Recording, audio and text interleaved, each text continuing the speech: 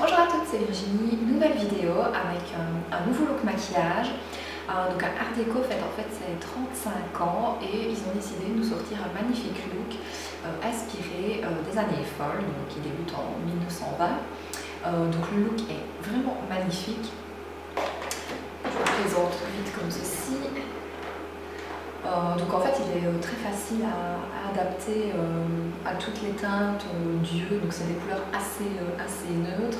Donc on a 3 rouges à lèvres différents, 2 crayons qui peuvent faire crayon pour les yeux et crayon pour les lèvres, un mascara, 4 fards à paupières et un blush. Donc je vais vous montrer un exemple de maquillage à réaliser. J'ai déjà préparé mon teint, donc comme toujours, je l'ai d'abord nettoyé avec l'eau micellaire. Donc là, j'avais rien sur le visage, juste l'eau micellaire pour rafraîchir le teint, que je vous conseille toujours à faire après votre démaquillage ou le matin pour rafraîchir votre visage. J'ai appliqué ensuite la gelée purifiante adaptée aux peaux mixtes à grasse ou si vous avez des pores dilatés, des petits boutons, surtout en cette période si vous avez pas mal de boutons localisés à cause du port du masque, cette gelée là marche vraiment bien. Ensuite j'ai mis un contour des yeux pour vraiment bien hydrater le contour des yeux, éviter tout ce qui est petites ridules, etc. et du coup mieux faire tenir le maquillage. Et une crème de jour adaptée à ma peau, donc ici c'est légère hydratante, comme j'ai une peau mixte très importante, je le répète toujours, de bien préparer votre peau avant de maquiller, parce que si vous appliquez votre maquillage de suite sur une peau qui n'a pas été nourrie, votre peau va absorber tout le maquillage. Donc ça je le répète toujours, c'est vraiment très important de ne pas zapper cette petite étape. Donc, je vais commencer par faire les yeux. Comme ça va être un maquillage plus ou moins chargé, je préfère toujours commencer par les yeux, comme ça s'il y a des petites chutes de fard à paupières, etc., c'est mieux d'abord nettoyer et puis de faire votre teint que de devoir recommencer votre teint si vous avez un peu raté aux yeux. Donc je vais commencer par appliquer une base à paupières sur mes paupières pour vraiment avoir une super tenue au niveau du fard et le rendre plus intense. Donc ça on voit vraiment la différence quand on applique une base avant. Donc c'est également une petite astuce pour vraiment faire tenir votre maquillage. Donc c'est vraiment tous des petits plus qui rendent un maquillage plus professionnel. Là. Donc moi c'est vraiment un exemple de maquillage que vous pouvez réaliser avec ce look là, mais il y a mille et une possibilités forcément. Donc ici il y a 4 fards, donc je vais essayer de les utiliser tous. Mais voilà, vous pouvez très bien faire un dégradé avec seulement 2 fards.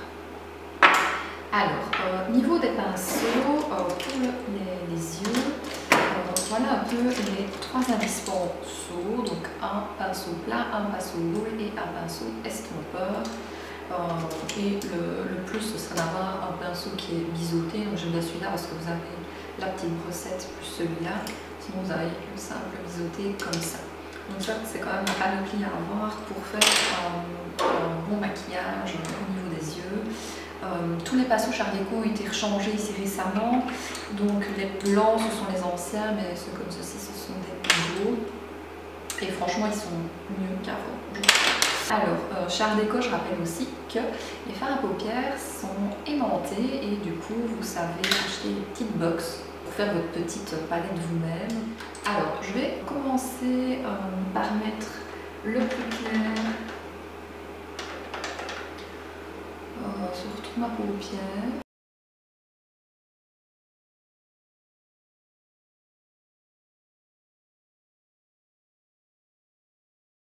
Je vais prendre le mauve rose et je vais le mettre sur tout le reste de la paupière.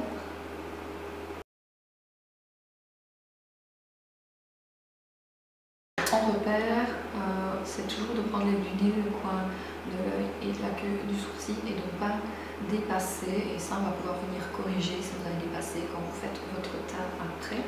Donc ici, comme ça de fard assez clair, j'ai pas été super précise en l'appliquant. Et je vais venir avec mon petit pinceau boule prendre le brun foncé et je vais venir travailler mon coin externe.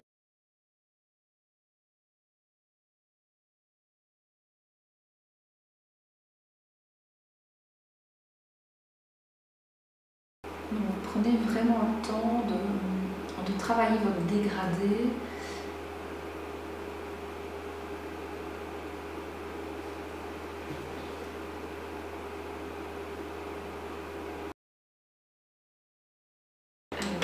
Avec mon pinceau estompeur, je peux tout venir refléter comme ceci.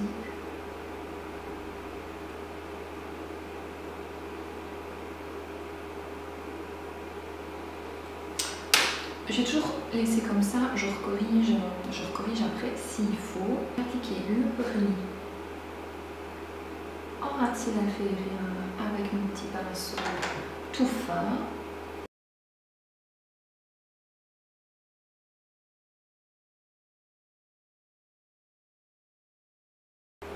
Et je reprends le brun foncé et je viens faire le petit coin externe ici, tout légèrement. Oh, en fait, je vois pas bien. Vous avez l'impression que j'ai une super lumière. Là, je suis en train de filmer alors qu'il fait noir dehors. Et j'ai l'impression de me maquiller à l'aveuglette. Donc j'espère que ça va donner quelque chose. Donc je fais vraiment un petit tiers ici. Non, ça c'est au chaud, moi je ne vais jamais jusqu'au bout. Alors, je trouve que c'est plus joli. Sinon ça risque de trop fermer votre œil. Hop. Et alors avec mon petit pinceau plat, je reprends le relis et je fais quand même le coin ici à l'interne en pailleté.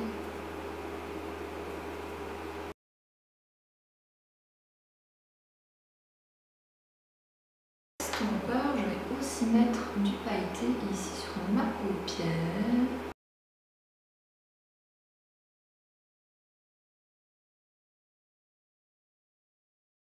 Alors je vais faire mon ras de cils. Donc il y a un crayon un peu bordeaux et un brun. Et ben je choisis le bordeaux. Ça change un peu. Ça ira très bien aux yeux verts, ce genre de couleur là.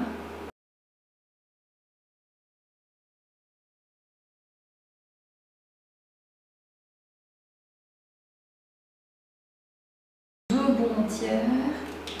Donc je préfère vraiment le plus près du ras de cils, les deux tiers extérieurs. Et je viens estomper avec le petit pinceau plat, biseauté. Et je ramène un peu de couleur au coin interne.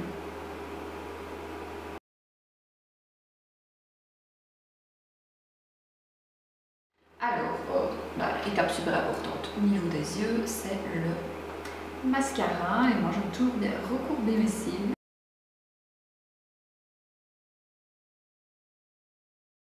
Vous savez bien que moi je vois toujours le rehaussement de cils que je trouve vraiment top. Voilà, je n'ai plus rien du tout et vraiment là ça commence à me manquer. Donc le rehaussement de cils c'est vraiment une permanente au niveau des cils. Ils sont recourbés et teintés et même sans maquillage vous avez l'air maquillé. Donc c'est vraiment génial. Et c'est même plus facile après d'appliquer votre mascara, etc. Alors ici je mets la base Lash Booster, qui est une base blanche qui va vraiment donner du volume aux cils et faire un soin en même temps et protéger les cils du mascara. Nouveau mascara de ce look-ci, donc regardez aussi le beau packaging, donc c'est vraiment inspiré des années 20. Pour le blush, on a un superbe boîtier comme ceci. Franchement, le look est même encore plus beau en vrai que ce qu'on voit en photo ou en vidéo. Moi, je pensais que le blush allait être trop brun et finalement, il y a un peu de corail, un peu de brun et un peu de rose. Donc, il est vraiment top pour toutes les carnations.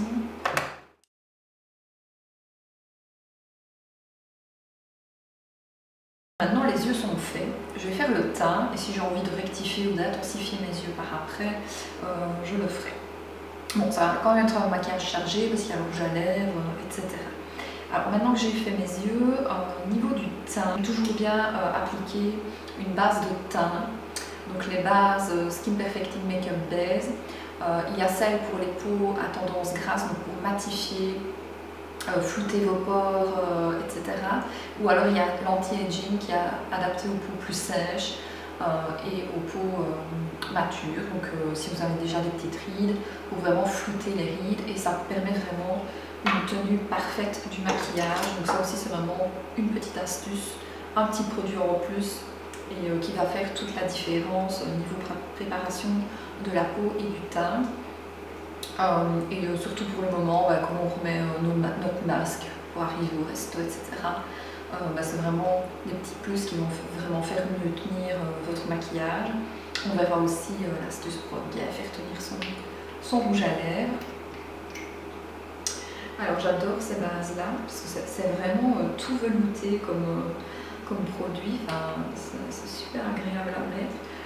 Forcément c'est transparent, donc ici je pense pas que vous verrez quelque chose en caméra. Bon, c'est des produits que je vous ai déjà montrés dans d'autres vidéos, mais voilà, si c'est la première fois que vous regardez une de mes vidéos. Donc voilà, alors je reparle du coup de mon pinceau chouchou. Donc ça c'est le pinceau contouring, donc c'est un pinceau pour appliquer le fond de teint ou ce genre de produit de base. Et ça aussi, ça va faire toute la différence au niveau de l'application, parce que quand vous appliquez avec vos doigts, je trouve que ça laisse des traces. Donc ici j'ai mis ma base et je vais appliquer mon anti-cerne. Donc moi j'aime toujours bien le mettre avant le fond de teint. Maintenant c'est pas interdit de le mettre après, mais je trouve que ça se fond mieux en faisant comme ça. Alors ici je vais vraiment mettre l'anti-cerne ici dans le creux du cerne. Et là où on est toujours un petit peu bleu, c'est toujours la même chose. Et là où on est un petit peu rouge, je ferai la même chose après. Donc, tantôt j'ai mis la base pour les yeux avec ce pinceau-là, qui est aussi un pinceau pour l'anti-cerne. Du coup, je prends un propre pour appliquer mon anti-cerne. On va mélanger les deux produits. Donc ici, je mets le numéro 22, qui est un des plus foncés que j'ai. Maintenant, l'anti-cerne, on le choisit toujours plus clair que sa peau. Le but, c'est d'illuminer ici le regard. Et vous pouvez aussi l'utiliser en camouflage, si vous avez d'autres petites rougeurs ou des petits boutons, pour utiliser vraiment localement. Vous pouvez remettre une ou deux couches si vous voulez. Ici, je vais un petit peu insister. Et si j'ai envie d'en remettre même au-dessus de mon fond de teint, c'est pas interdit.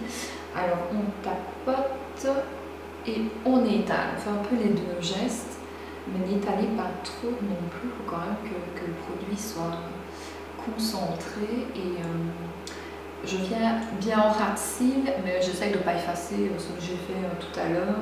Et c'est pour ça que si vous n'êtes pas à l'aise en commençant avec vos yeux, n'hésitez pas à faire d'abord votre teint.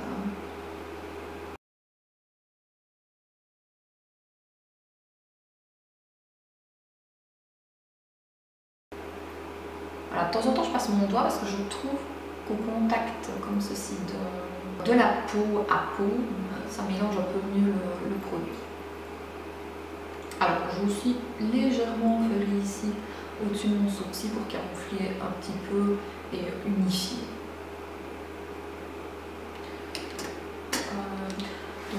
Je ne sais pas si je l'ai dit. Donc l'anti-cerne, on le choisit plus clair que sa peau, une autre teinte en dessous et jamais plus foncé.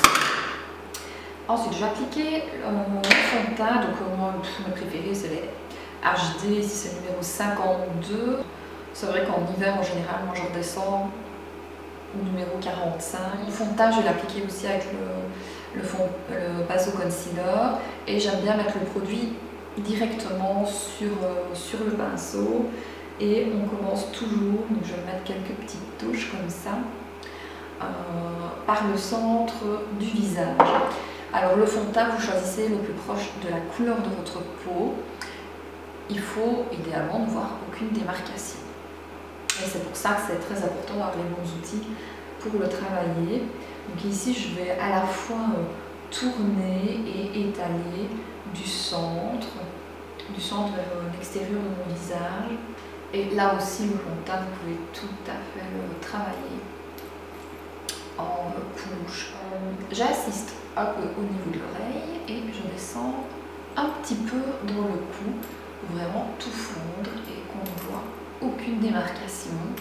Vous pouvez repoudrer en plus si vous avez envie, si j'ai pas ma poudre sous la main, mais je vais mettre évidemment la bronzing powder, donc c'est une poudre bronzante. Je rappelle qu'une poudre bronzante, donc le fond de teint est là pour unifier, donc c'est pour ça qu'on choisit vraiment de la même couleur que sa peau pour vraiment flouter les imperfections. Donc on va venir un peu sculpter le visage avec une poudre bronzante. Une poudre bronzante, on ne la met pas sur tout le visage. C'est vraiment important de faire la technique du 3, de venir travailler ses contours et ça va donner un effet de bonne mine. Donc ici les poudres HD, les powder bronzing, je vais y arriver, les bronzing powder sont toujours en 2 teintes, mais moi je les mélange ou alors je passe le centre de mon visage avec la plus claire. Donc on a 4 teintes. Il y a la 80 et la 90 qui sont un peu plus claires que celle-ci, qui va être adaptée aux peaux assez pâles.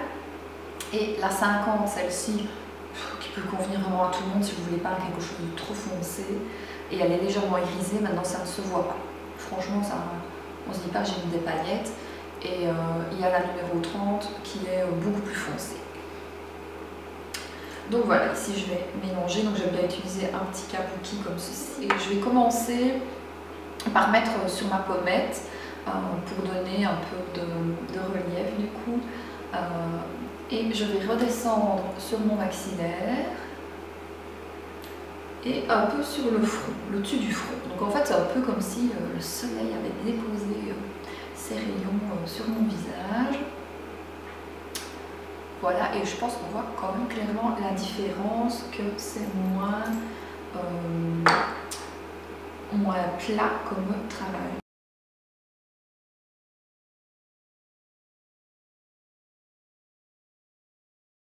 Je vais appliquer mon blush. Alors, j'ai toujours peur d'en mettre trop, donc j'en utilise vraiment très peu. On sourit pour repérer sa pommette et on va balayer vers le haut pour donner un effet lifting au visage et ne pas faire tomber la joue.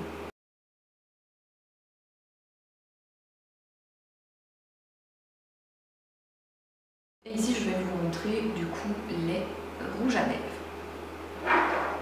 Alors, rouge à lèvres. Pour vraiment une tenue parfaite du rouge à lèvres, il existe une base comme ça. On va l'appliquer avant le rouge à lèvres et ça va vraiment aider à nourrir et à lisser les petites ridures qu'on a sur les lèvres. En fait, je vais là appliquer au doigt. Alors, une astuce que je vous ai déjà donnée également, c'est de mélanger du miel, du sucre et un peu d'huile d'olive pour enlever, faire un gommage au niveau de vos lèvres et enlever toutes les petites peaux mortes. Alors, donc 3 rouges à lèvres, je vais vous montrer le superbe packaging. Voilà, ils sont vraiment trop mignons. Rouge à lèvres, ça peut... et il est doré à la télé, je n'ai même pas encore vu. Donc voilà. Moi, j'ai utilisé mes testeurs, évidemment.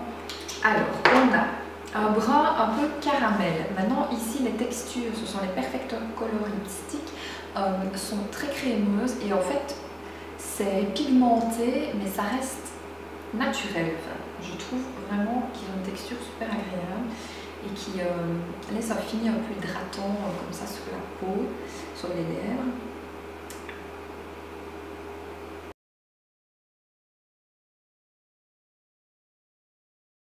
Ici c'est le 845, le caramel. Voilà, comme ça, vous voyez plus près. Alors, un brun bordeaux plus foncé, le 835, Juice Girl.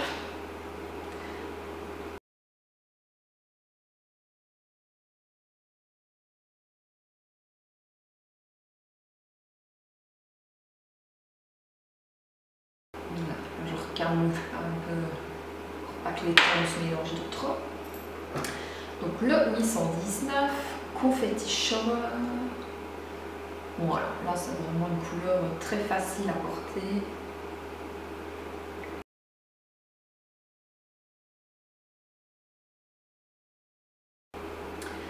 Voilà, alors, donc technique pour faire tenir le rouge à lèvres. Donc mettre la base pour vraiment préparer les lèvres. Et pour vraiment fixer le tout, vous pouvez, ou technique, c'est d'avoir de la poudre transparente, blanche transparente, vous tapotez, vous mettez une seconde couche, et vous pouvez même le faire 2 ou 3 fois. Sinon, on a le Magic Fix qui a un petit produit de finition.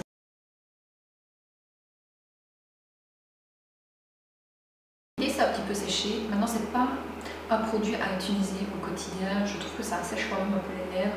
Mais voilà, pour une occasion, c'est pas mal de l'avoir. Donc je vais un peu le laisser sécher comme ça.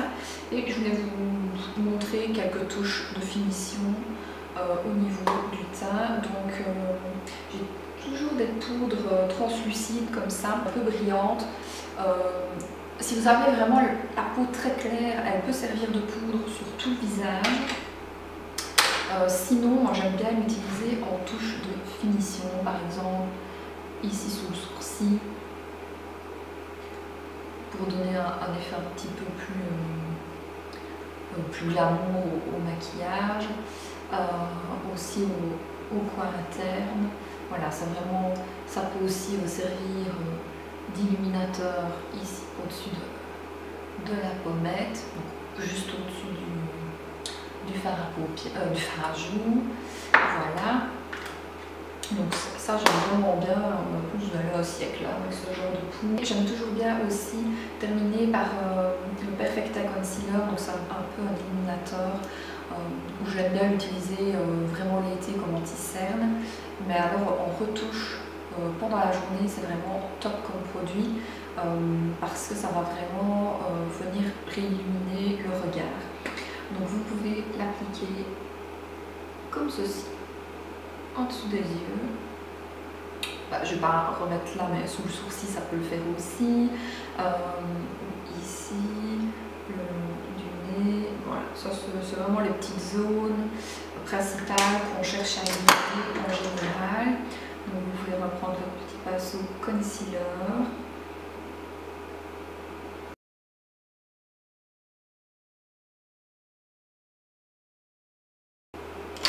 J'aime quand même bien peut-être reprendre une base au fond de teint, je repasse une fois comme ceci, pour être sûr que ce soit un peu refondu au niveau du teint.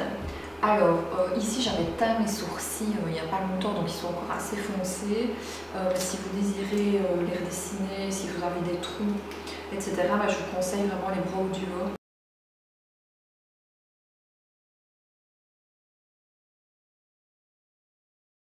Je dessine vraiment comme des petits poils, comme ça, le long du sourcil. Je reprends ma petite brossette et j'ai coiffé les cils, les sourcils, pardon. Voilà. Alors, autre astuce pour terminer votre maquillage et pour qu'il tienne parfaitement toute votre soirée, toute votre journée, si vous avez dû mettre le masque, hop, c'est le fixateur. Donc c'est un 3 en 1. Donc en fait, si vous le mettez avant, ça va vraiment faire un peu un effet colle pour le fond de teint. Et si vous le mettez à la fin, ça fait vraiment un effet fixateur. Moi je l'adore aussi l'été, quand il fait vraiment chaud comme on a eu. Moi je le promène dans mon sac dès que je vais quelque part pour me rafraîchir. Ça fait son affaire aussi. Donc on ne le secoue pas et on l'applique partout. Et ça fait genre une petite laque qui va vraiment fixer le maquillage. Et voilà pour ce petit maquillage look années 20. Donc c'est vraiment un très beau look pour la saison, donc automne 2020. Comme je vous ai dit, je vais vous mettre les infos prix, etc. en barre d'infos. Merci